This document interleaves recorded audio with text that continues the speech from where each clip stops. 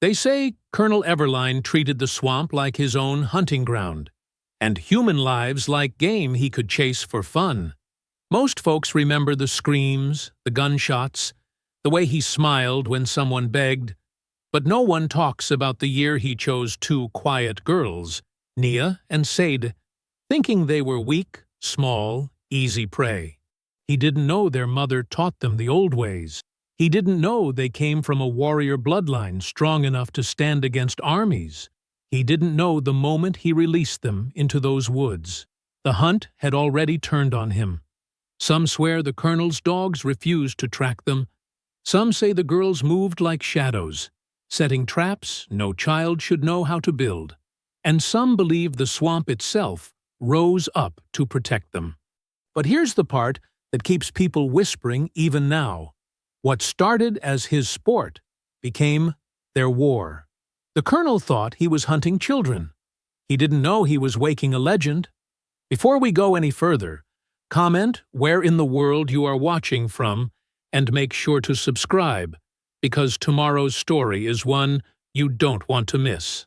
The fog rolled in before dawn like a living thing, thick and gray, and heavy enough to taste. It clung to the ground in sheets, blurring the edges of the cotton fields until the world became a flat, pale nothing. The air smelled of wet earth and rotting leaves. Somewhere in the distance, a rooster crowed. The sound fell dead against the mist. Nia stood in the dirt yard outside the quarters, her bare feet cold against the damp soil. She kept her eyes down. Around her, people shuffled into formation, men first, then women, then children old enough to work. No one spoke. The only sounds were footsteps and the occasional cough that someone tried to muffle. Roll call happened every morning at first light.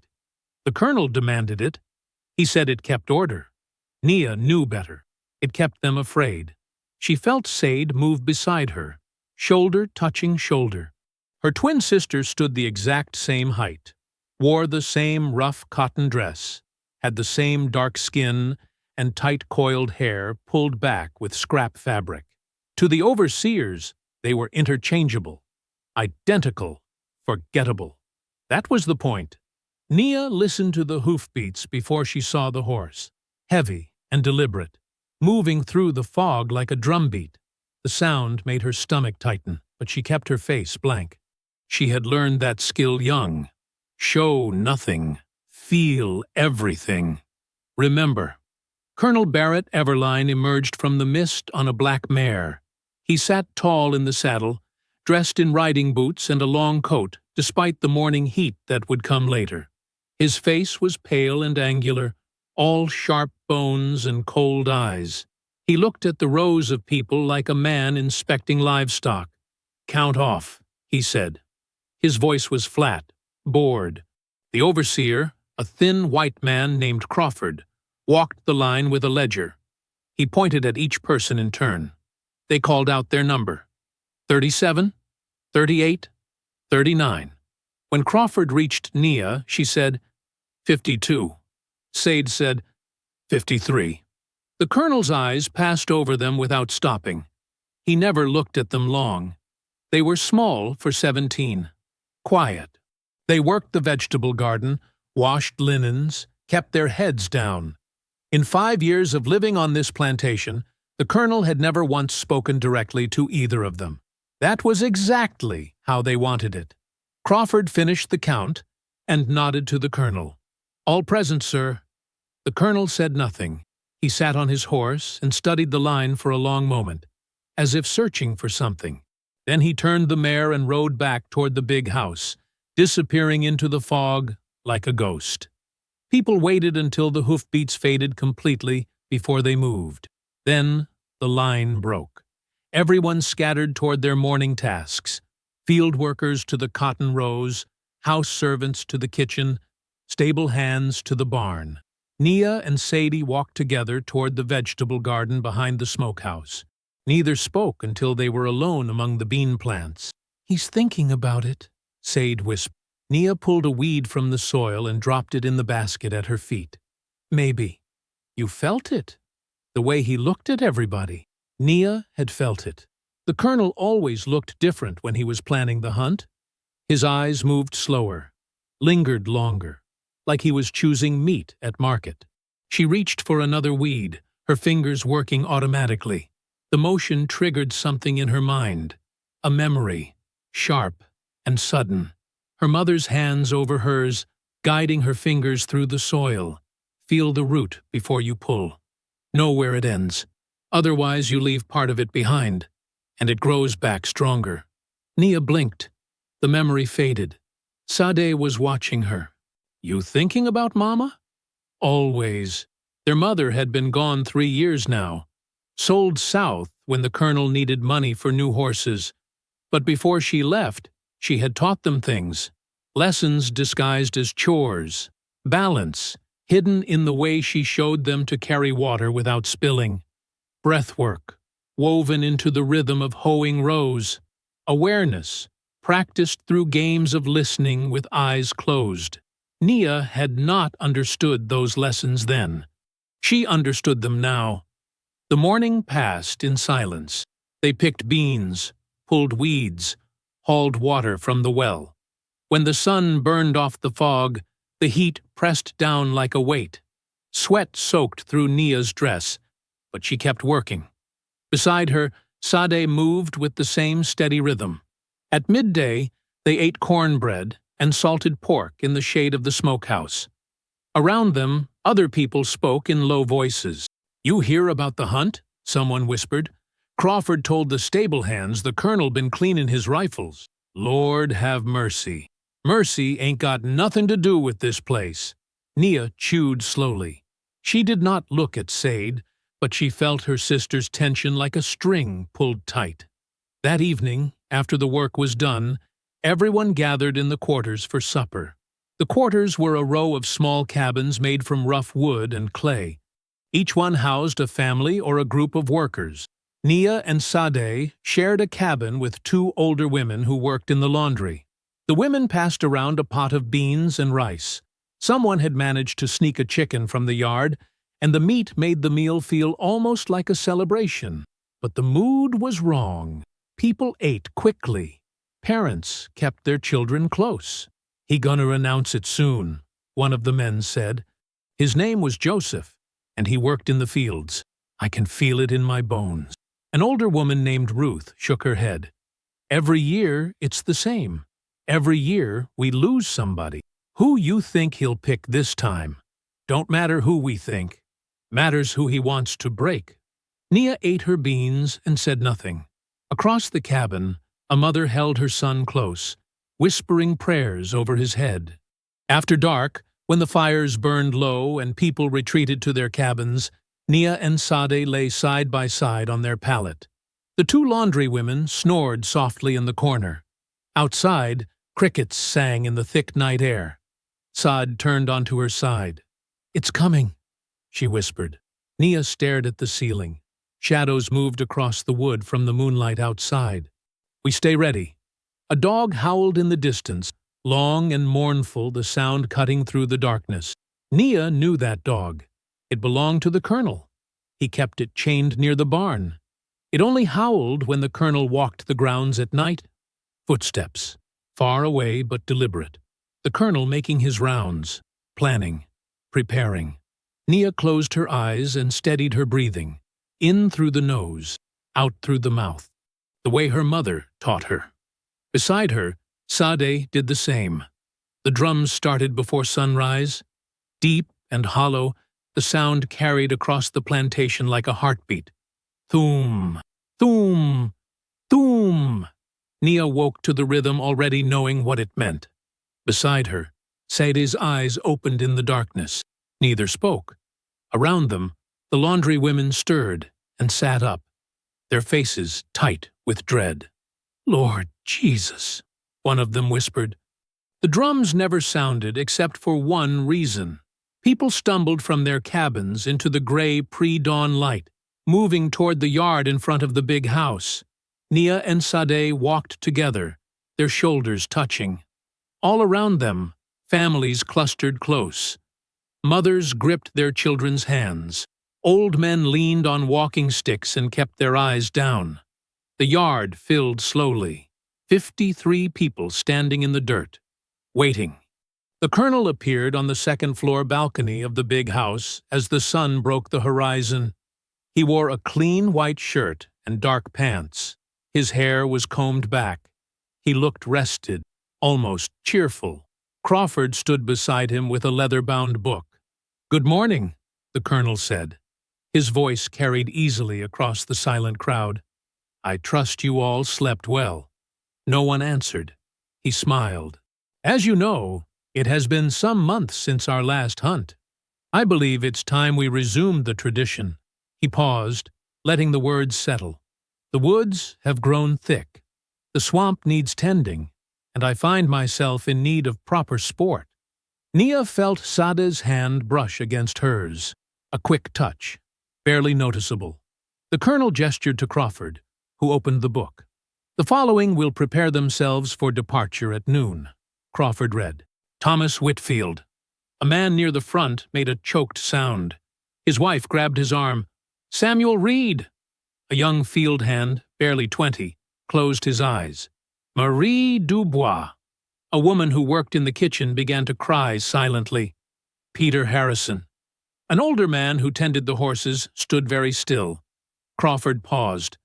The colonel leaned forward slightly, his eyes scanning the crowd with something like pleasure. "Nia," Crawford said. The world narrowed. Nia heard her name as if from a great distance. Around her, people turned to stare. Someone gasped. "Sade." Sadie's breathing stayed even, controlled, but Nia felt the tension in her sister's body like a coiled spring. The crowd stirred. Voices rose in confusion and disbelief. "Those girls ain't never done nothing. Why them? They just children." The colonel raised his hand. Silence fell immediately. "The selection process," he said, "is not a punishment. It is a privilege. These 6 have been chosen to test themselves against nature, against the wilderness." His smile widened. "Against me?" He looked directly at Nia and Sade for the first time Nia could remember. His eyes were pale blue and cold. "Sometimes," he continued, "the most interesting hunts come from unexpected prey, the ones who seem harmless, fragile." He paused. "I'm curious to see what you're capable of when faced with true hardship." Nia kept her face blank, empty, but her right hand moved to her left wrist and tapped twice, quick and light. A code, a signal. Sade's left hand moved to her right wrist. 2 taps, in return. "Steady. Stay sharp." The colonel turned away from the balcony. "You have until noon to say your farewells. Crawford will collect you then." He disappeared into the house. The drums stopped. For a moment, no one moved. Then the crowd surged forward, surrounding the 6 chosen people. Hands reached out. Voices overlapped in prayers and desperate advice. "Run fast. Don't look back. God be with you." Ruth pushed through the crowd and grabbed Nia's face in both hands. "You listen to me, child. You keep your head. You hear me? Don't let him see you break." Nia nodded. An old man pulled Sade close and pressed something into her palm, a small piece of folded cloth. "Root powder," he whispered. "For wounds." Before anyone could say more, Crawford and 2 other overseers moved through the crowd with rifles. "Clear out," Crawford ordered. "Back to your work. Now." The crowd scattered reluctantly. Families broke apart. Children were pulled away crying. The 6 chosen stood alone in the yard. Crawford gestured with his rifle toward the barn at the edge of the property. "Move." They walked in silence. Thomas, Samuel, Marie, Peter, Nia, and Sade. The barn was old and smelled of hay and animal waste. Inside, the colonel waited. He leaned against a wooden post, holding a polished rifle. "Welcome," he said, "to your new accommodations." The space was dim and windowless, except for gaps between the wallboards. A single lantern hung from a beam. The colonel walked slowly around the group, studying each person like a painter examining a canvas. When he reached the twins, he stopped. "Tell me," he said, Do you know why I chose you? Nia kept her eyes down. No, sir. Because you're invisible, he said, 17 years old, and I've never once noticed you. Never heard your voices. Never saw you step out of line. He leaned closer. That kind of invisibility is either cowardice or cleverness. I want to know which. Sade said nothing. Nia felt her sister's breathing stay measured and calm. The colonel straightened. You'll be released at dawn tomorrow. You'll have until sunset to reach the county line. If you make it, you're free. He smiled. You won't make it. He left the barn. The overseers followed, and the door slammed shut. A heavy lock clicked into place. Darkness settled over them. For a long time, no one spoke. Marie sobbed quietly in the corner. Thomas sat with his head in his hands. Peter paced near the wall. Nia moved to the back of the barn and sat down. Sade sat beside her, back to back, their spines pressed together. The position was familiar, grounding. Nia closed her eyes and let a memory surface. Her mother's voice, low and urgent, in the darkness of their old cabin. Back to back means you see everything. One watches north, one watches south. You cover each other. Always. Young Nia had asked, Why we gotta learn this, Mama? Her mother's hand had touched her cheek. Because the world is full of hunters, baby girl. And I'm teaching you how to survive them. The memory faded. Sade shifted slightly. Her hand moved in the darkness, fingers tapping against the dirt floor in a rhythm. A pattern. Nia listened, recognized it. Their mother had taught them this language when they were children. Coded taps that meant words, ideas, strategies. Protect the group. Watch for chances. Stay together. Nia tapped back. Agreed. We lead. We survive. The night stretched long and sleepless. Marie's crying eventually quieted to ragged breathing. Thomas sat against the wall, whispering prayers under his breath.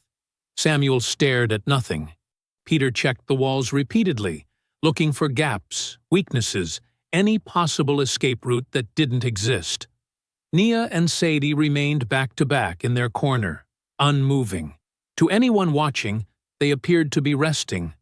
But beneath the stillness, their minds worked through possibilities, scenarios, strategies their mother had drilled into them year after year. The first rule, their mother had said, is never panic. Panic makes you stupid. Panic makes you dead. The darkness thinned gradually. Gray light seeped through the cracks in the barn walls. Dawn approached. Heavy footsteps crossed the yard outside. Voices called to each other. Dogs barked. The lock rattled. Nia's eyes opened. The barn door swung wide and morning light flooded in, harsh and blinding. Crawford stood in the doorway with two other overseers behind him. All three held rifles. Get up, Crawford said. All of you. They rose slowly, stiff from the cold ground. Crawford gestured with his rifle toward the door. Out! Now! They filed into the yard. The sun had just cleared the horizon, painting the sky in shades of orange and red. Nia counted 12 riders on horseback, forming a semicircle around the barn. The colonel sat at the center on a gray stallion, his rifle resting across his saddle. 3 hunting dogs strained against their leashes, their handlers struggling to hold them back. The colonel looked fresh and eager, excited. Here are the rules, he said. You run. We hunt. You have until the dogs are released to get as far as you can. He pulled a pocket watch from his vest and checked it. That gives you 10 minutes. I suggest you use them wisely. No one moved. The colonel's smile faded. I said run. Samuel broke first. He turned and sprinted toward the tree line. Marie followed, stumbling. Then Thomas and Peter. Nia grabbed Sade's wrist, and they ran together, moving fast but controlled. Behind them, the colonel's laughter carried across the field. They reached the forest edge in seconds. The ground changed immediately from open field to dense undergrowth. Roots twisted across the path. Vines hung from branches. The air grew thick and damp. Ahead, Samuel crashed through the brush without thought, breaking branches, leaving deep footprints in the soft earth. Marie followed his path, gasping for breath. Nia pulled Sade to a stop behind a thick oak. The others kept running. "Wait," Nia whispered. Sade nodded. They pressed against the tree trunk and listened. Behind them, the colonel's voice carried through the morning air, giving orders to his riders. The dogs howled. "10 minutes is up," the colonel called. "Release them!" The barking exploded into frenzied chaos. The hunt had begun. Nia touched Sade's shoulder and pointed left, away from the path the others had taken. They moved quickly but carefully, placing their feet on solid ground, avoiding loose leaves and dry twigs. Their mother's training guided every step. Sound travels, she had taught them. Every snap, every rustle tells a story. If you must move, move like water, smooth, silent. They found the others 20 yards deeper into the woods. Samuel had stopped, bent over and panting. Marie sat against a tree, her face pale. Thomas and Peter stood together, looking lost. "We gotta keep moving," Samuel started. "No," Nia said quietly. "They'll follow the noise you're making." Samuel stared at her. "What?" Sade stepped forward. "The dogs track sound and scent. You're giving them both." Behind them, the barking grew louder, closer. Nia moved to the center of the group. "Listen to me, all of you. We stay together, we survive. We panic, we die." She pointed to a thick grove of cypress trees ahead. "We go there, through the water. Water hides scent." "I can't swim," Marie said. "It's shallow," Sade said. "Knee-deep. We walk, slow and quiet." Thomas looked between the twins. "How do you know this?" Nia didn't answer. She turned and headed toward the grove. After a moment, Sade followed. The others had no choice. They followed too. The ground sloped downward into a shallow swamp. Dark water pooled between the cypress roots. Moss hung from branches like torn curtains. Nia stepped into the water first. It rose to her calves, cold and thick. She moved forward carefully, testing each step before putting her weight down. Behind her, the group followed in a single line. Marie whimpered but kept moving. Samuel's breathing was loud and ragged. "Breathe through your nose," Sade whispered to him. "Long and slow. Save your strength." They waded deeper into the swamp. The dogs' barking grew more distant, then confused. The sound scattered in different directions. Nia remembered her mother's hands guiding hers through mud, teaching her to feel the difference between solid ground and soft sinking earth. She remembered learning to read the forest, which plants grew in shallow water, which trees had strong roots, where the land would hold and where it would swallow. "Your ancestors knew these things," her mother had said. "This knowledge is in your blood. You just have to remember." They walked for an hour through the water, moving parallel to solid ground, but never leaving the swamp. Behind them, the hunting party's voices rose in frustration. The dogs had lost the trail. Finally, Nia led them onto a dry rise beneath a massive fallen tree. The trunk had uprooted years ago, creating a natural shelter. She climbed under first, checking for snakes. Finding none, she gestured for the others to follow. They crawled into the space one by one. It was tight, but dry. Above them, the thick trunk and root system created a roof. Samuel collapsed immediately, shaking. Marie pulled her knees to her chest. Thomas closed his eyes. Peter stared at the twins with something between fear and awe. "How did you—" he started. A gunshot cracked through the forest. Everyone froze. Another shot. Then another. Random. Wild. Through gaps in the roots, Nia saw movement in the distance. Riders firing into the trees, into the brush, into empty air. The colonel's voice rose in anger, shouting orders.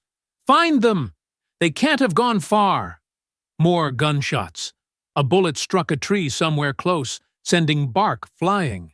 The colonel was shooting blindly, hoping to flush them out through fear. No one in the shelter moved.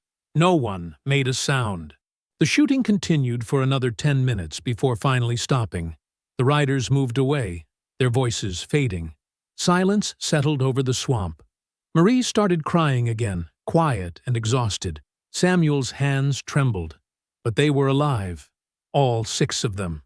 Sade looked at Naya, a question in her eyes. We got through day 1. What happens tomorrow? Nia tapped her wrist twice. Steady. Stay sharp. The afternoon passed slowly. They stayed hidden beneath the fallen tree, listening to the sounds of the forest. Birds returned to the branches. Insects hummed. The swamp went back to its normal rhythms. As sunset approached, rain began to fall. Soft at first, then heavier. Water dripped through the roots above them, but the shelter held. The rain would wash away any remaining scent. The dogs would be useless tonight. Thomas finally spoke, his voice hoarse. You 2 saved us today.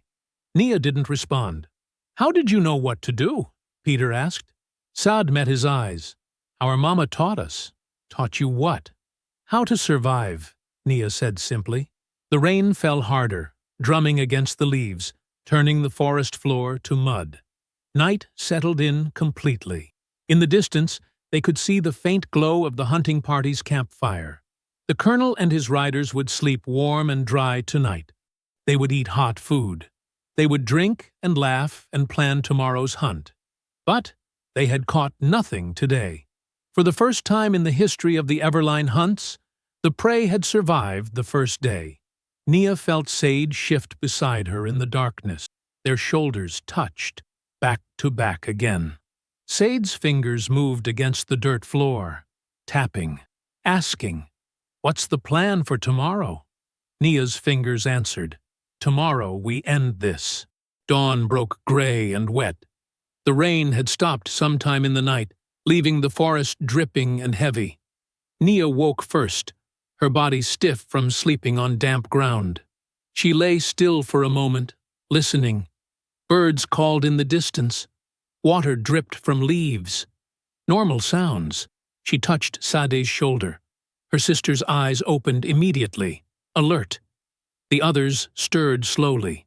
Marie groaned. Samuel's breathing was ragged, like he'd been running in his sleep. Thomas sat up and hit his head on a root.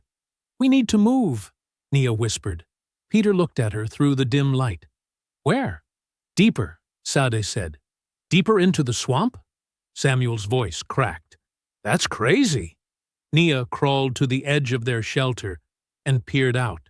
The forest was thick with morning mist. Visibility was poor. That worked in their favor. "The colonel thinks we'll run toward the county road," Nia said. "That's where he'll search first, so we go the opposite way." "But that takes us further from freedom," Thomas said. "It keeps us alive," Sadie answered. They crawled out one by one, muscles protesting. Marie could barely stand. Her dress was torn and muddy. Samuel's hands were cut from grabbing at branches during yesterday's run. Nia studied the ground. The rain had turned everything to mud and standing water. Good. Harder to track. She led them south, away from the plantation, deeper into the marsh. The water rose quickly from ankle-deep to knee-deep. The bottom was soft and treacherous. Behind them, somewhere in the distance, dogs began barking. The hunt had resumed. Nia moved faster, choosing a path through the thickest vegetation, places where horses couldn't follow, where riders would have to dismount and struggle through on foot. Every 50 yards, she stopped and backtracked, creating false trails. She broke branches at odd angles, disturbed mud in one direction while the group moved in another. Sade helped, working silently, remembering everything their mother had taught them. A good hunter tracks what they see, their mother had said. A great hunter questions what they see. Make them question everything. They reached a section where the swamp opened into a wide, shallow pool. Dead trees stood like grave markers in the water. Nia waded in first, testing the depth. It stayed waist-high. "Cross here," she said. "Stay in my footsteps exactly." The group followed her path through the water. Behind them, the barking grew louder, then stopped abruptly. The dogs had reached the pool's edge and lost the scent in the water. Voices carried across the marsh. The colonel's riders shouting to each other, confused, frustrated. Nia led them to the far side and onto a narrow strip of solid ground covered in thick palmetto. They pushed through the dense growth, leaving barely a trace. An hour passed. Then, 2. The sun climbed higher, but remained hidden behind thick clouds. The air grew humid and close. Mosquitoes swarmed. Marie swatted at them weakly, too exhausted to care much. Around midday, they heard splashing behind them. Heavy, clumsy. A horse and rider forcing their way through the marsh. Nia raised her hand. Everyone froze. The splashing continued for several minutes, moving in circles. The rider was lost, searching blindly. Then the colonel's voice rang out, distant but clear. "Damn this swamp! Worthless dogs can't track through water." More splashing. "Moving away now." The group remained still for another 10 minutes. Finally, the sounds faded completely. Sadie touched Nia's arm and pointed northeast, back toward the plantation. The long way around. Nia nodded. They changed direction, moving parallel to dry land but staying in the marsh, where tracking was impossible. By late afternoon, they had circled completely around the colonel's search area. The plantation came into view through the trees. Distant. Quiet. Nia studied the guard positions. 2 men at the main road. 1 near the equipment barn. None watching the eastern edge near the fields. She led the group to the tree line and waited. Watching. Patient. As sunset approached, the guards changed shifts. In that brief moment of transition, Nia moved the group across open ground and into the slave quarters. People stared as they emerged from between the cabins, muddy and exhausted. Someone gasped. A woman covered her mouth. "Lord have mercy," an old man whispered. They came back. Before anyone could say more, guards appeared, 3 of them running from the main house. "There! The runners!" The group was surrounded immediately. Rough hands grabbed them. Samuel didn't resist. Marie collapsed. The guards hauled them toward the big house. The colonel appeared on the porch, his clothes soaked and muddy. His face was red, his eyes wild. He stared at the 6 captives being dragged across the yard.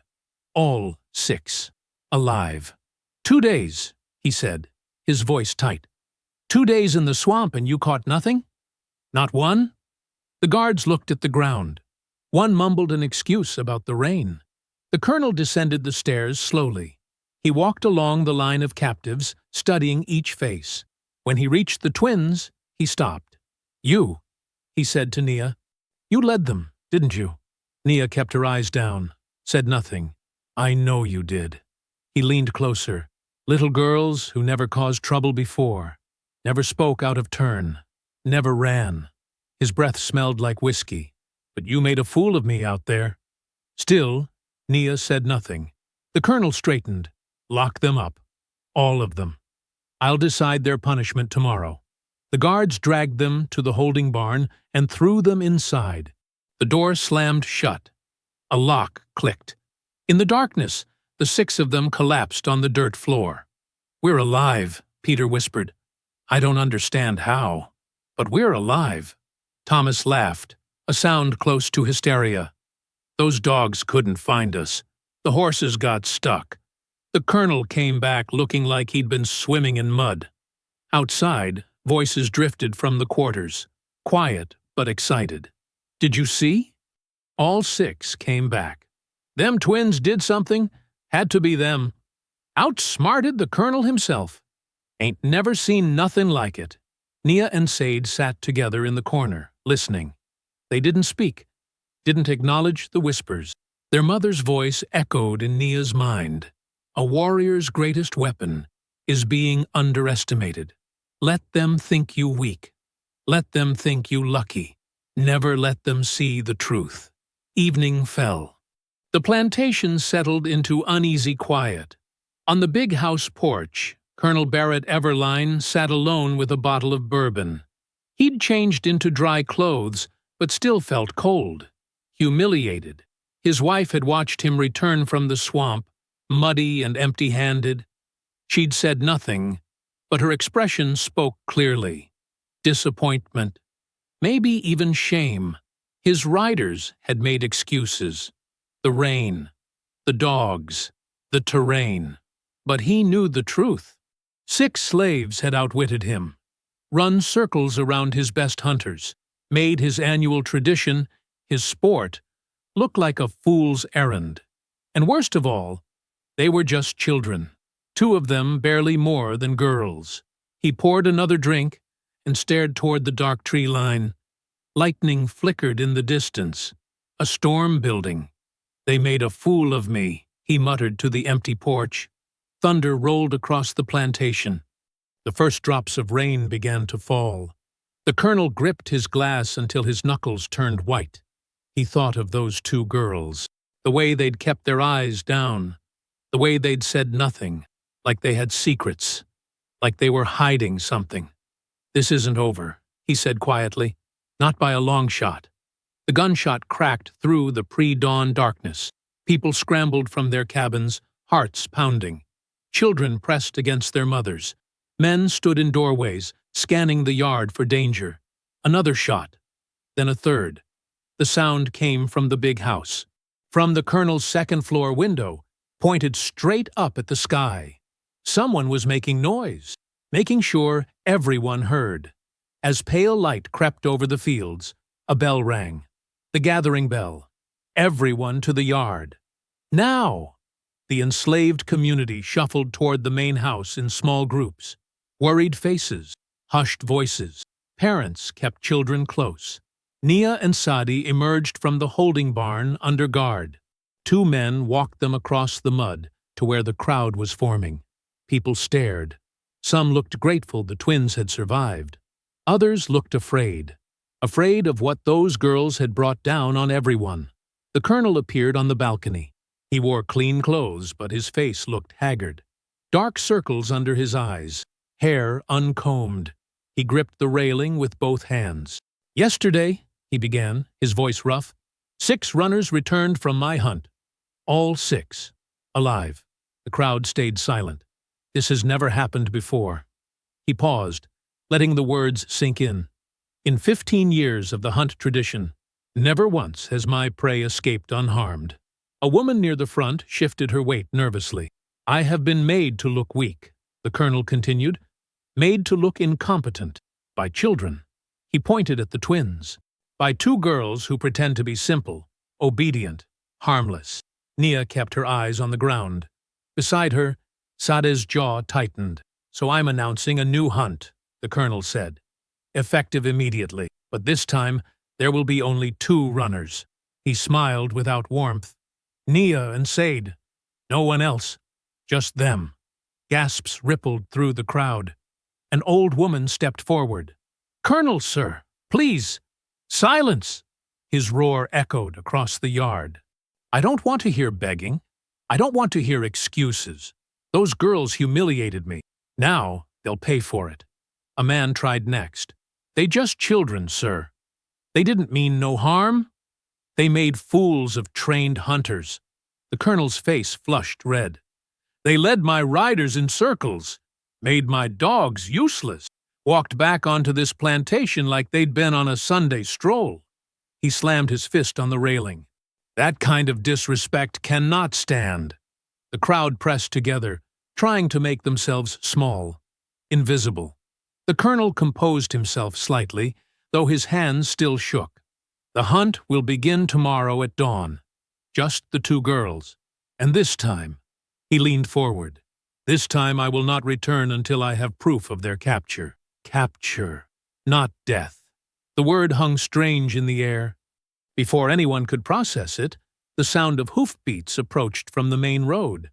A single rider, moving fast. Everyone turned.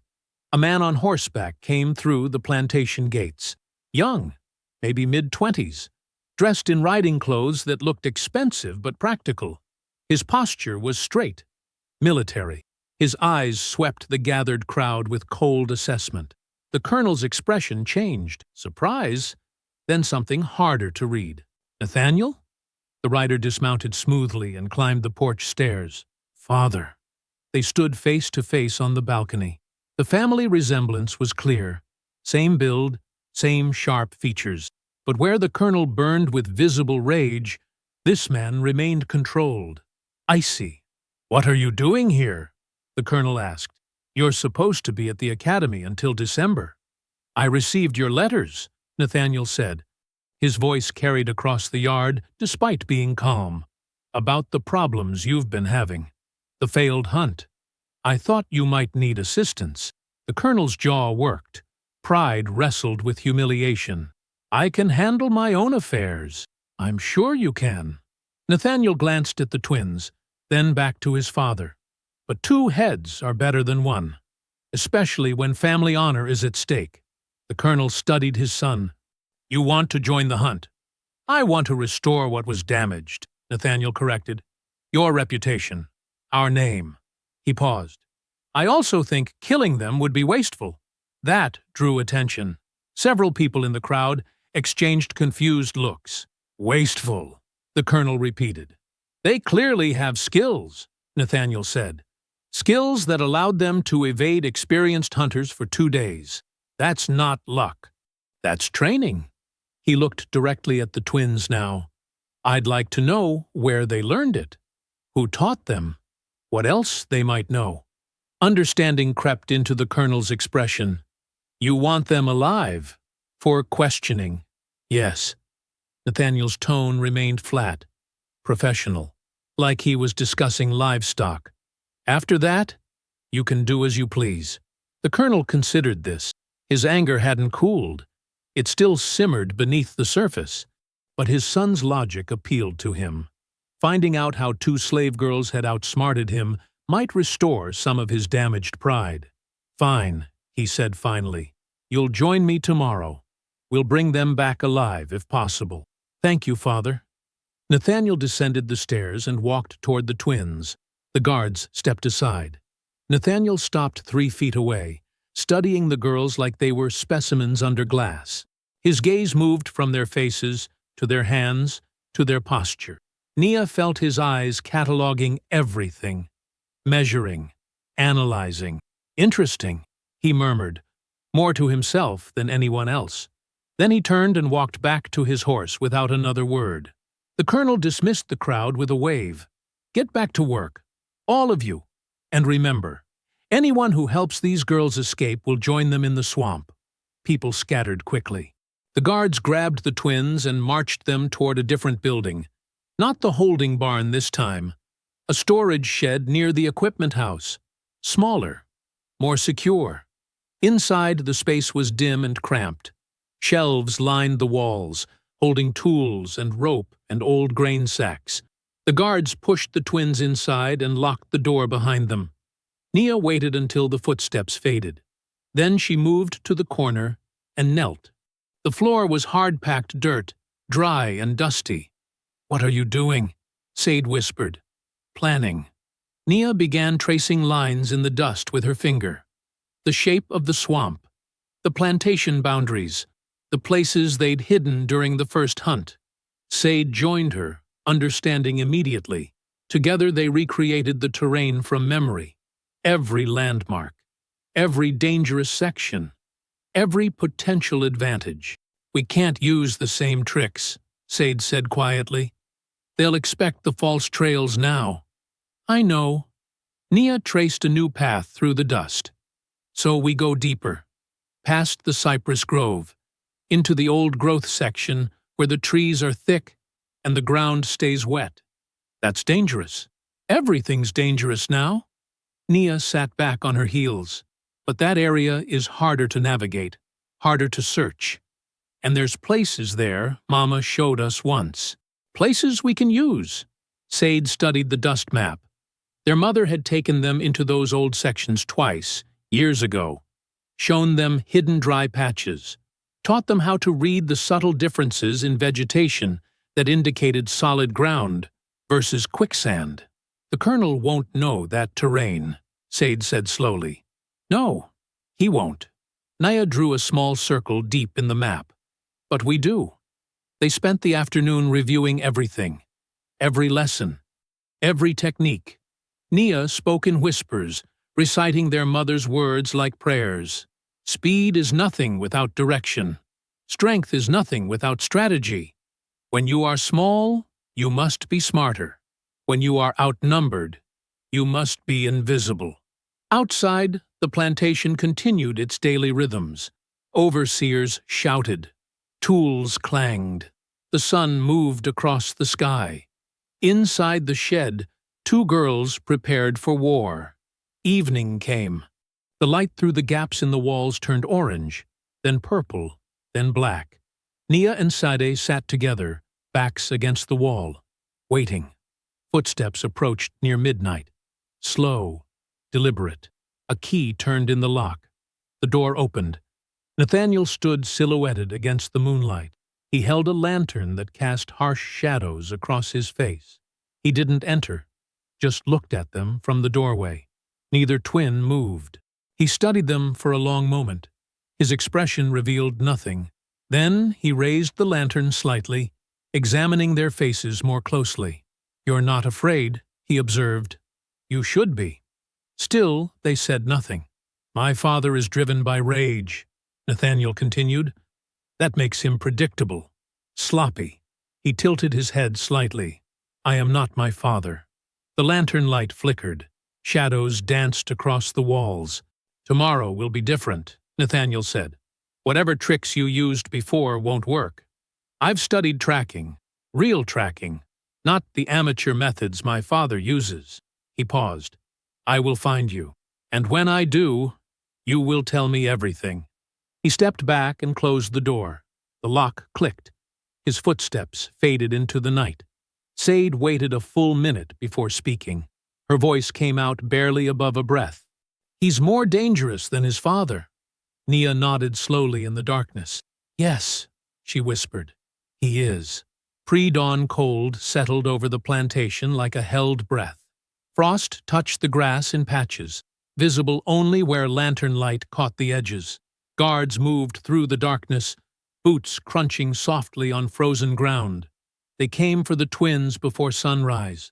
The storage shed door swung open. 2 men stepped inside, rifles ready. "Time to go," one said. His voice was flat, tired, like he'd done this too many times before. Nia and Sade stood without resistance. They'd been awake for hours, reviewing their mental maps, preparing. The guards marched them across the yard, past the quarters where faces pressed against window cracks, past the well where someone had left a water bucket sitting crooked on the stone rim, past the equipment barn where tools hung like silent witnesses. The forest edge waited ahead, dark, dense, promising nothing. Colonel Everline sat mounted on his stallion, rifle across his lap. His face looked haggard in the pre-dawn light. Too much whiskey, not enough sleep. Rage had burned through him all night, leaving ash and determination. Beside him, Nathaniel sat perfectly straight, on a gray mare. His riding clothes were clean. His rifle was oiled and checked. His eyes tracked the twins' approach with calm focus. Behind them, 6 riders waited, all armed, all experienced hunters from neighboring plantations, brought in specifically for this. The dogs were different too. Not the regular plantation hounds. These were tracker dogs, lean, scarred animals trained to follow scent through water and mud. They pulled at their leads, whining softly. One of the guards pushed the twins forward. "Here they are, sir." The colonel looked down at them. His hatred was visible, carved into every line of his face.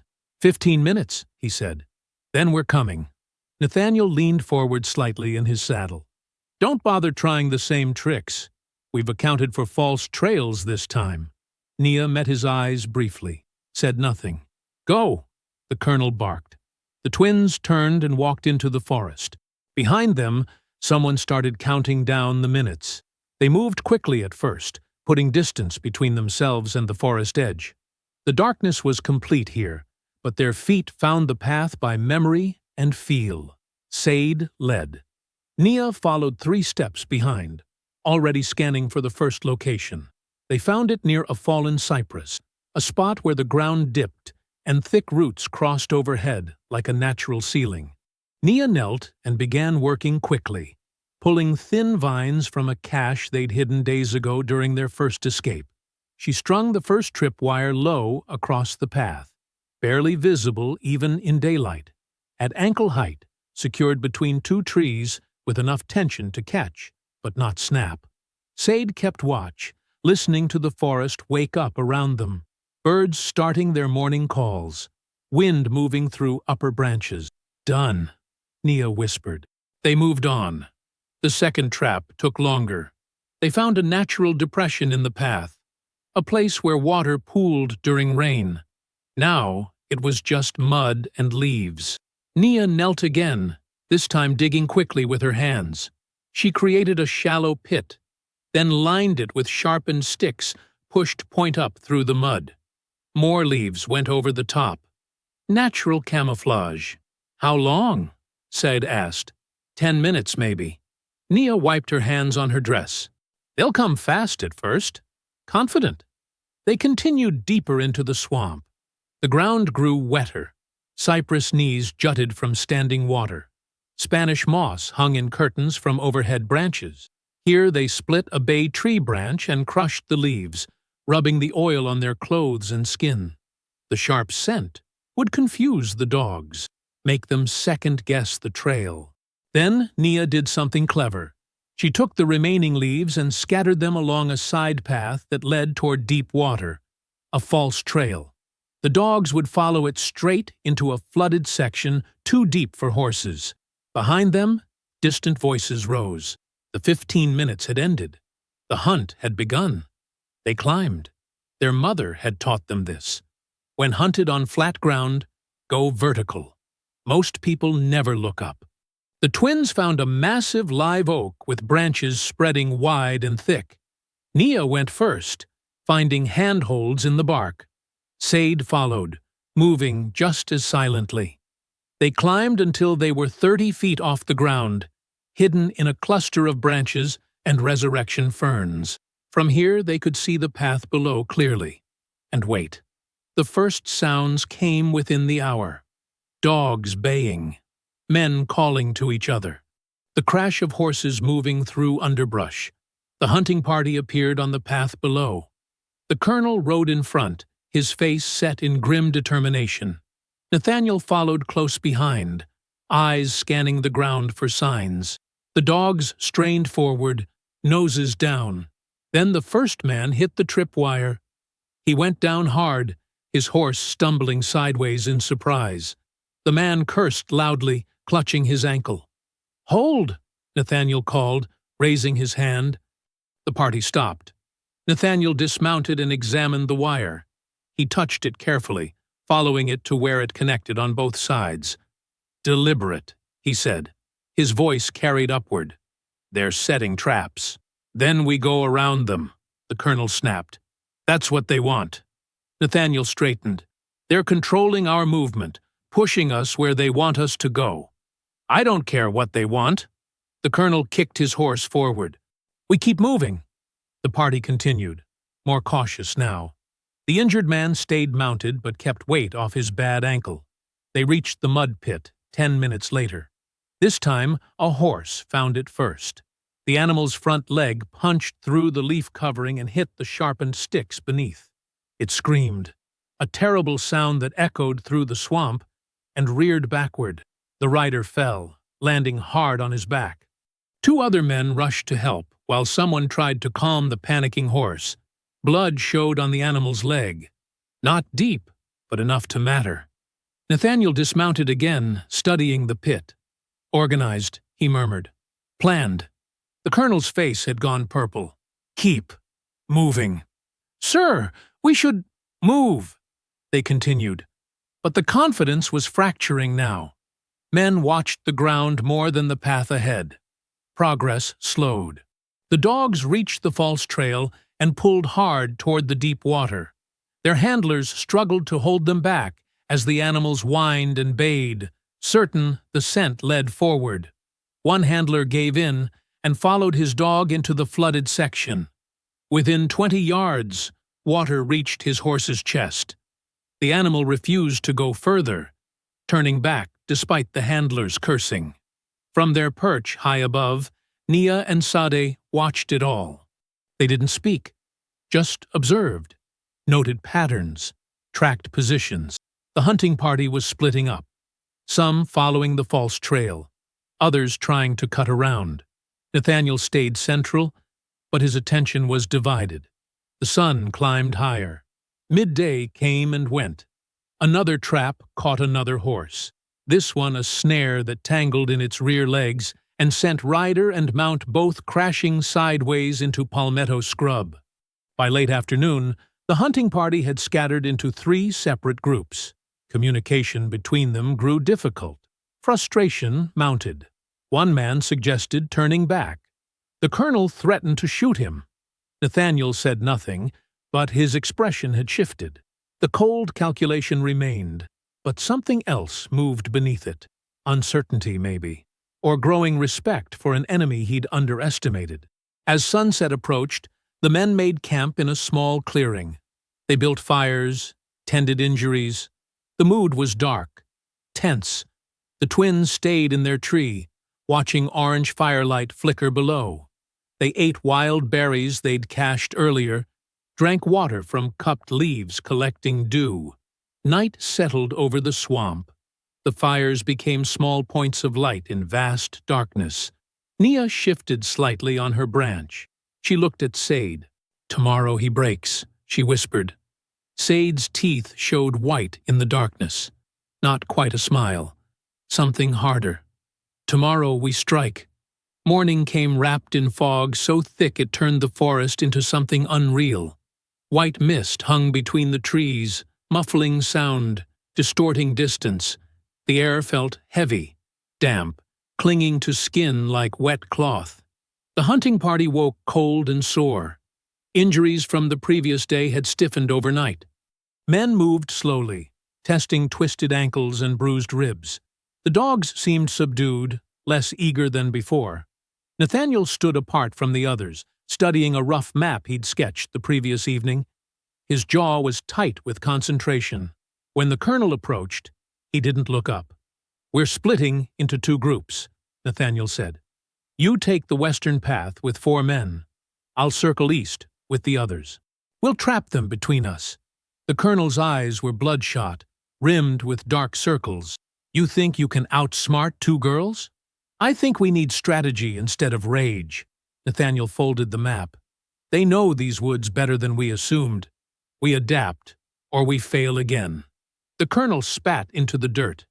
"Fine. But when we find them, they're mine." "Understood." They divided. The colonel took the larger, louder group. Men on horseback crashing through underbrush. Dogs baying at every scent.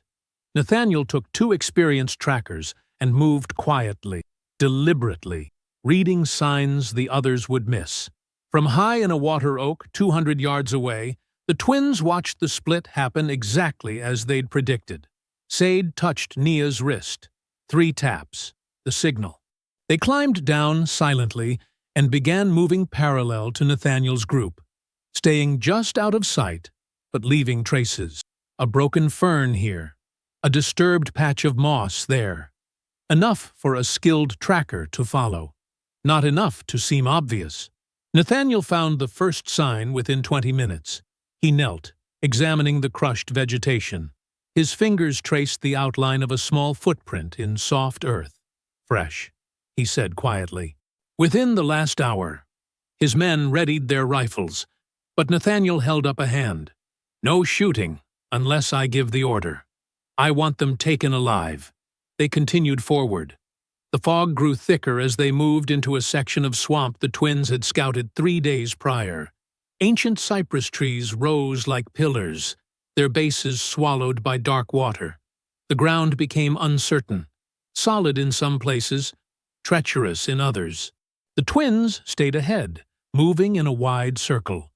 They used their mother's teaching, controlled breathing, weight distributed across the whole foot, eyes always scanning 3 directions at once. When they found what they needed, Sade smiled slightly. A natural depression surrounded by thick palmetto scrub. The ground looked solid, covered in layers of old leaves and fallen branches. But underneath, the earth had eroded away, leaving a sinkhole 8 feet deep with walls of slick clay. They worked quickly. More leaves scattered across the weak section, branches arranged to look naturally fallen. Then they created the bait. Nia climbed a tree 50 yards past the sinkhole. From there, she cupped her hands and made a sound. Not quite a bird call, not quite human. It echoed strangely in the fog, seeming to come from multiple directions at once. Below, Nathaniel's head snapped toward the sound. He gestured for his men to stop, listening. The sound came again, closer this time, or maybe further. The fog made it impossible to tell. "There!" one of the trackers whispered, pointing. They moved toward it.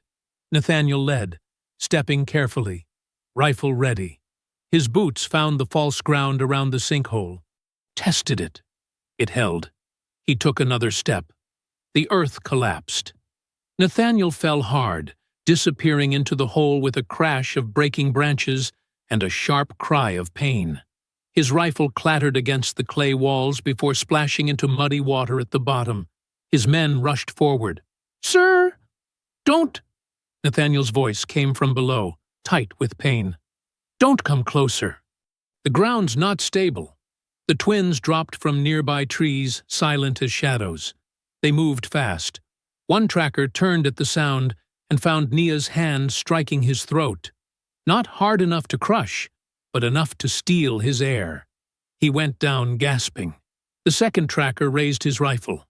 Sade was already inside his guard, twisting the weapon from his grip with a technique their mother had drilled into them 1,000 times. The man stumbled backward and fell, scrambling away into the fog. The twins looked into the sinkhole.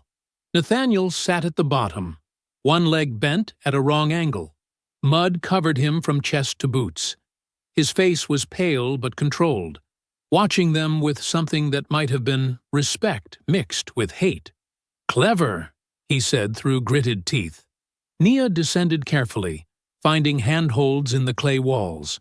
Sade stayed above, watching for the escaped tracker's return. At the bottom, Nia removed Nathaniel's pistol from his belt, his knife from his boot. She found a small brass compass in his jacket pocket and a leather water flask. Both went into her dress pocket. "You could kill me," Nathaniel said. "No one would know how." Nia looked at him. Her face showed nothing. "We're not you." She climbed back up. Together, the twins pulled thick vines from nearby trees, living vines, still flexible and strong. They lowered them into the hole. "Tie them around your chest," Sadie ordered. Nathaniel hesitated, then complied. The twins hauled him up slowly, his injured leg dragging uselessly. When he reached the top, they didn't release him.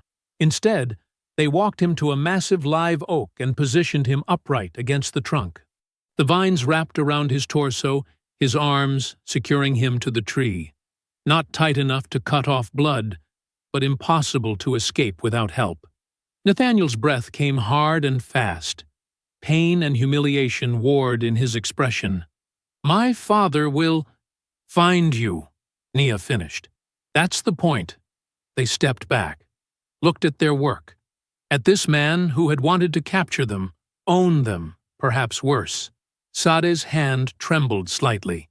"We should—" "No." Nia's voice was firm. "We're not them."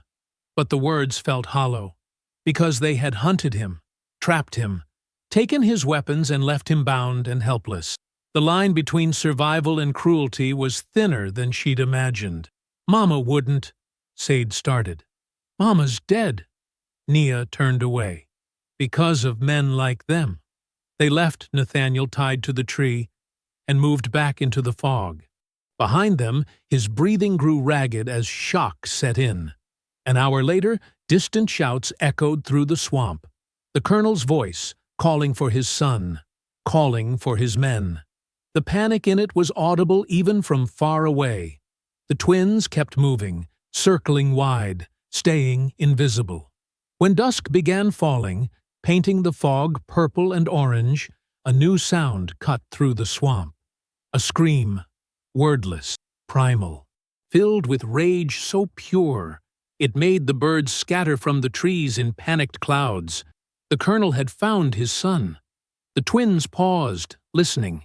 That scream echoed on and on, becoming something inhuman, something that promised violence beyond reason. Nia and Sade looked at each other. The doubt from earlier was gone, burned away by that terrible sound. They had crossed a line. There was no going back, only forward. The first thin tendrils of smoke appeared just before dawn. Nia woke to the smell of burning wood. Not cook fires, too much of it, too wrong. She touched Sadie's shoulder. Her sister was already awake, staring eastward toward the plantation through gaps in the morning fog. Dark columns rose against the pale sky. Not one, multiple. Thick black smoke that spread and merged into a poisonous cloud. The quarters, Sade whispered. They ran. Not toward the plantation, too dangerous, but to higher ground, where they could see clearly. Their feet found familiar paths even in the weak light. Within minutes, they reached a limestone ridge that overlooked the plantation from a safe distance. What they saw turned their stomachs. The colonel had ordered cabins burned. Not all of them, specific ones, families connected to the twins. The old woman who'd braided their hair as children. The blacksmith who'd sometimes slipped them extra food. Young children who'd played with them years ago. People ran from burning structures carrying whatever they could grab. Others tried forming bucket lines from the well, but armed overseers kept them back with rifle butts and threats. The colonel sat on his horse in the center of it all, watching the destruction with eyes that held no sanity. "He's burning their homes," Nia said quietly. "To punish us." Sade's hands clenched into fists. "We should? There's nothing we can do from here." But the burning continued. The colonel shouted orders.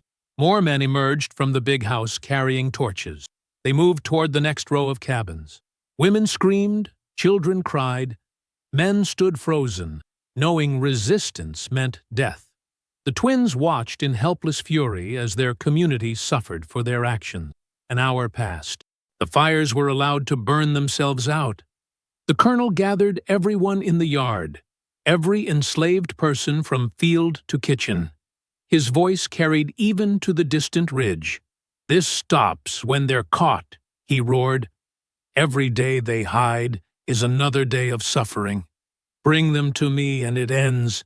Protect them, and you all burn." He rode to the plantation gates. More riders arrived. Men from neighboring estates, hired trackers, even a county sheriff. The colonel gave them instructions, gesturing toward the roads leading away from his land. Roadblocks. No one would be allowed to leave. The entire county was being sealed. Sade turned away from the sight, her jaw working. "We did this. He did this. Because we embarrassed him. Because we fought back." Sade's voice cracked. "Maybe we should just give ourselves up?" Nia grabbed her sister's arm. "You think that saves them? You think he stops with us? I think our people are suffering because we played games in the swamp. We survived. That's not a game. That's what Mama taught us. Mama taught us to protect our people." Sade pulled free, not get them killed. The words hung between them. Below, smoke still drifted across the quarters. Families huddled in groups, homeless, terrified. Nia's throat felt tight. "We can't undo what happened. We can only move forward." Forward to what? To ending him. Sade looked at her sister. Really looked. Saw something new in Nia's face. Something harder than before. "You mean kill him?" "I mean stop him from ever hunting again. From ever burning another home. From ever—" Nia's voice dropped to almost nothing. "From ever doing to someone else what he's done to us." The sun broke through the fog, warming the air. Birds began their morning songs, indifferent to human suffering. Sade was quiet for a long moment. Then she nodded once. How? The cache we prepared. The trading post ruins. Nia turned inland, away from the plantation. We lead him there. We use everything Mama taught us. And we finish it. They moved fast through terrain they knew better than the Colonel's men ever could. The swamp had been their training ground for years. Every hidden path, every solid crossing, every dangerous section marked in their minds. The cache was buried beneath a fallen cypress 3 miles from the plantation. They'd prepared it during the week before the first hunt, when their mother's warnings had finally made sense, when they'd understood that someday they might need to fight. Sade dug while Nia kept watch. The earth came away easily, revealing oiled cloth wrapped tight around their supplies. Inside, sharpened branches hardened in fire, stones with edges like knives, lengths of strong vine, a small jar of rendered animal fat mixed with crushed glass, something their mother had called warrior's blessing in the old language. Applied to surfaces, it made them treacherous. They divided the supplies between them, concealing everything in pockets and folds of their dresses. When they finished, thunder rumbled in the distance. Dark clouds gathered overhead, moving fast. "Storm coming," Sade said. "Good. He'll be angrier, less careful." They headed toward the old trading post ruins. The structure had burned decades ago, leaving only stone foundation walls and a partially collapsed chimney. But the area around it was perfect, open enough to prevent ambush, surrounded by unstable ground that looked solid, but wasn't. The rain started as light mist. Within minutes it became a steady fall. Within an hour, a downpour that turned the swamp into a maze of running water and slick mud.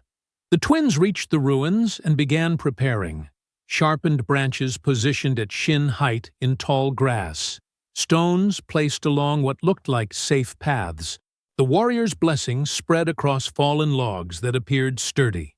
Behind them, voices carried through the rain. The Colonel's men spreading through the swamp in a final desperate sweep. And closer, cutting through the storm, the Colonel's voice, screaming threats, making promises of torture so detailed they barely sounded human. Nia and Sade stood in the center of the ruins, rain soaking through their clothes, running down their faces. Lightning flashed.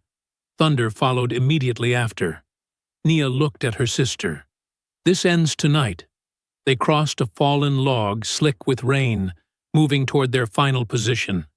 Behind them, torchlight flickered between the trees despite the downpour. The Colonel was coming. The last hunt was beginning. And this time, only one side would walk away. The trading post ruins stood like a skeleton against the storm-dark sky. Stone walls jutted from mud and rotted wood. The roof had collapsed years ago, leaving only blackened beams pointing toward angry clouds. Rain hammered everything, turning the ground into thick soup that sucked at their feet. Nia and Sadie moved through the structure separately, each taking opposite ends. They'd walked these ruins before during training sessions with their mother. Back then, she'd called it the place of breaking. Now they understood why. This was where people like them had been stripped, inspected, sold like livestock.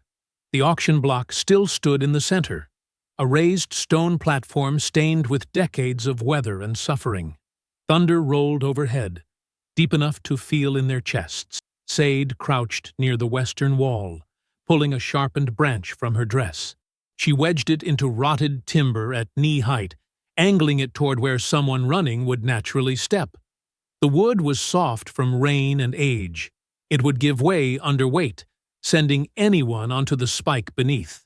Across the ruins, Nia worked near the collapsed eastern section.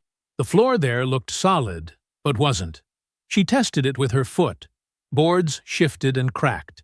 She marked safe spots in her mind, then scattered leaves to hide the dangerous areas.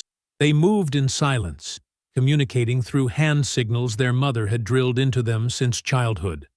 A closed fist, position set. 2 fingers, spotted danger. An open palm, ready. Lightning split the sky. In that brief flash, they saw each other across the ruins. Saad gave the signal. Ready. The voices came minutes later. Men crashing through underbrush, cursing the storm and mud. But one voice rose above the others. Raw, broken, barely recognizable as human. The colonel. "Find them! They're here! I can feel it! Trap the entrances!" His men spread around the perimeter, but the ruins had multiple gaps in the walls. No way to seal them all. The storm made visibility worthless beyond a few yards. The twins waited, controlling their breathing the way their mother taught. In through the nose, slow and steady. Out through barely parted lips. Let the heart rate drop. Let the body become still as stone. The colonel entered from the north entrance, rifle raised, clothes soaked black. Rain streamed from his hat brim. His face held an expression beyond fury, something animal and desperate. "I know you're here!" He spun in a circle, pointing his rifle at shadows. "Come out and I'll make it quick. Hide and I'll—" Nia clicked her tongue once. A soft sound, barely audible over the rain. The colonel whipped toward it, firing. The shot went wide, hitting nothing but rotted timber. Splinters exploded. From the opposite side, Sadeh made the same sound. The colonel spun again, firing twice. One shot hit the auction block, sending stone chips flying. The other disappeared into darkness. "Games!" he screamed. "You think this is a game?" Another click. This time from behind him. He turned so fast he slipped on the wet floor, catching himself against a wall. His rifle barrel dipped, filling with rain. The twins began moving, not running, gliding, feet finding solid ground while the colonel stumbled through puddles and mud. They circled him slowly, using the walls for cover, staying in his peripheral vision. Their mother's voice echoed in both their minds. Never give the full profile. Never stand still. One distracts, one strikes. But tonight, neither was ready to strike yet. Tonight, they let the building itself become their weapon. The colonel staggered toward the center, trying to find stable ground. His boot caught on Sadeh's hidden spike. He jerked sideways, falling against a support beam that cracked under his weight. He scrambled up, breathing hard, looking older than before. Weaker. "Cowards! Face me!" Nia appeared at the eastern wall. Just for a moment. Long enough for him to see her. The colonel roared and charged. His feet hit the section she'd marked unsafe. Boards cracked. He dropped knee-deep into rotted flooring, his rifle falling from his hands. He clawed at solid ground, pulling himself free, splinters embedded in his palms, blood mixed with rain, making his hands slick. Sade showed herself at the western wall. "You," he gasped, pointing.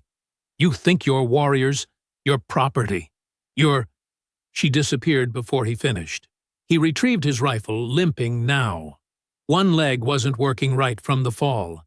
He moved toward where she'd been, but the path was blocked by debris. He turned to go around it. Both twins appeared simultaneously, flanking him from opposite sides. Not attacking. Just standing there, visible, waiting. The colonel's head swung between them. His rifle could only point one direction. "Which one first?" Sadeh asked quietly. "Doesn't matter," Nia answered. "He only gets one shot." The colonel's hands shook. Rain poured down his face. He aimed at Nia, then switched to Sade, then back. His finger trembled on the trigger. "Mama taught us the circle," Nia said, moving 3 steps to her left. Sade moved 3 steps right. Now they flanked him at different angles. He couldn't watch both without turning completely around. "Taught us patience," Sade continued, taking another measured step. Nia matched her, maintaining the circle. The colonel fired at Nia. Missed. The shot went high, hitting the ruined chimney. Before he could aim again, both twins moved. not toward him, but sideways, maintaining their positions around him like points on a compass. "Taught us that some men don't deserve mercy," Nia said. "Taught us that justice isn't always pretty," Saad added. They moved again. The colonel turned in place, trying to track them both. His injured leg buckled. He caught himself against the auction block. Lightning flashed, illuminating everything in stark white. In that moment, the twins charged.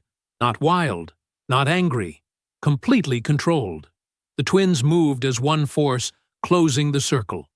The colonel swung his rifle like a club, but they'd already anticipated it. Said dropped low while Nia went high. His swing hit nothing but rain-soaked air. His back foot landed on the weakened section of floor. The boards gave way completely this time.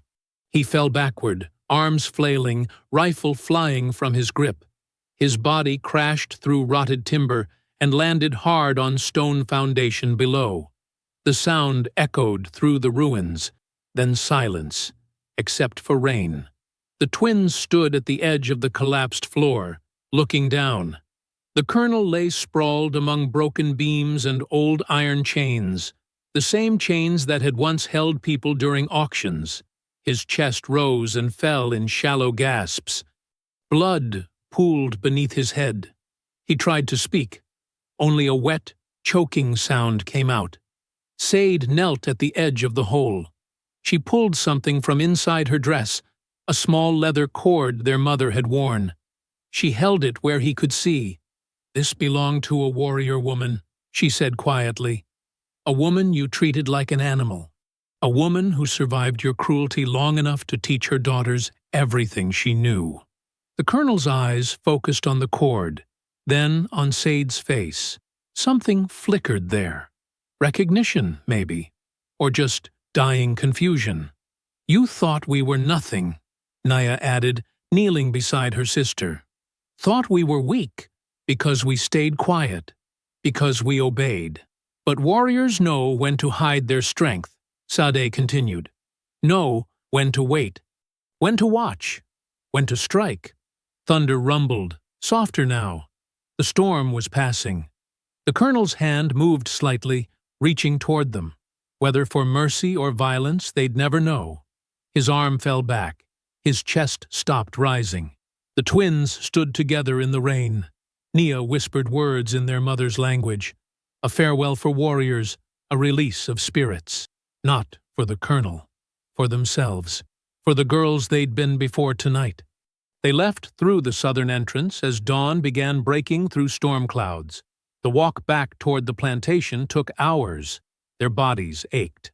Their clothes were torn and muddy, but their steps stayed steady.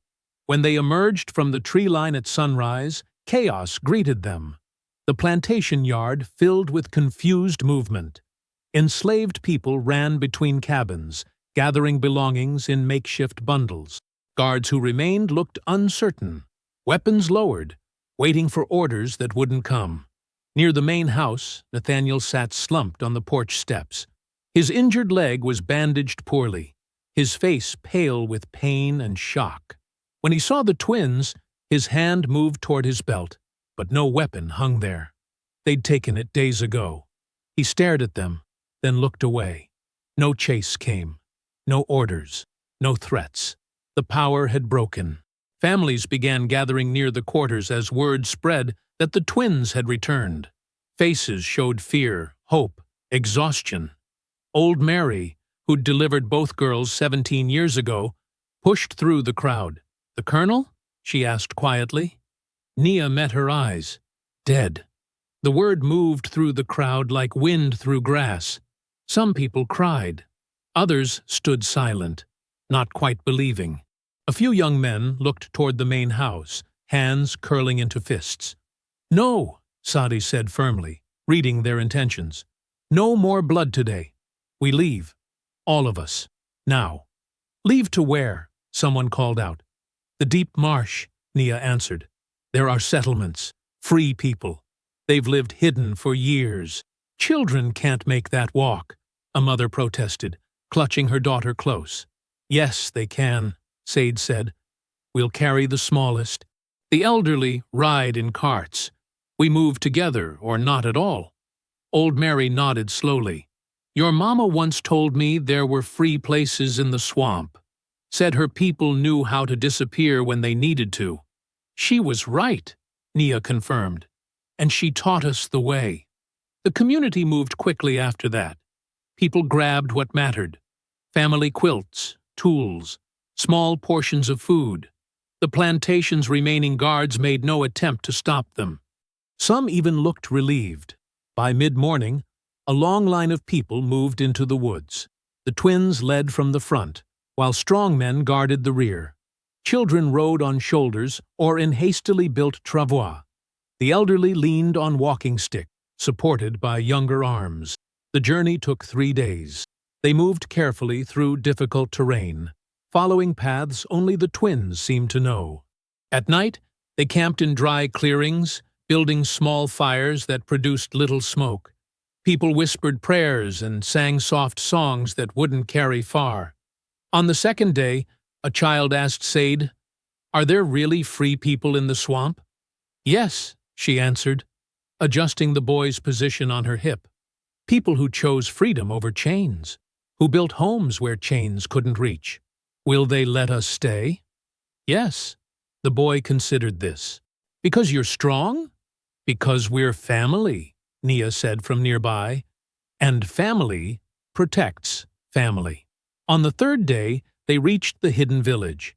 It appeared gradually, structures built into massive cypress trees, walkways connecting platforms above the waterline, gardens growing on floating reed beds. People emerged from dwellings, cautious at first, then welcoming as they recognized the signs of escaped families. An older woman stepped forward, her hair gray but her stance strong. She looked at the twins with knowing eyes. "You're Adana's daughters," she said. It wasn't a question. "Yes," they answered together. "She told us you'd come someday. Said when her girls arrived, they'd bring others with them." The woman smiled. "Welcome home." The community absorbed the newcomers like water into parched earth. Families were given shelters. The injured received care from healers who knew root medicine and bone setting. Children were fed first, then elderly, then everyone else. Over the following weeks, life took new shape. The twins taught what their mother had taught them: how to read the swamp, how to move silently, how to build structures that wouldn't be seen from outside. They trained young people in defense, not for violence, but for protection. Nia helped establish watch rotations and early warning systems. Sade organized hunting groups and food preservation.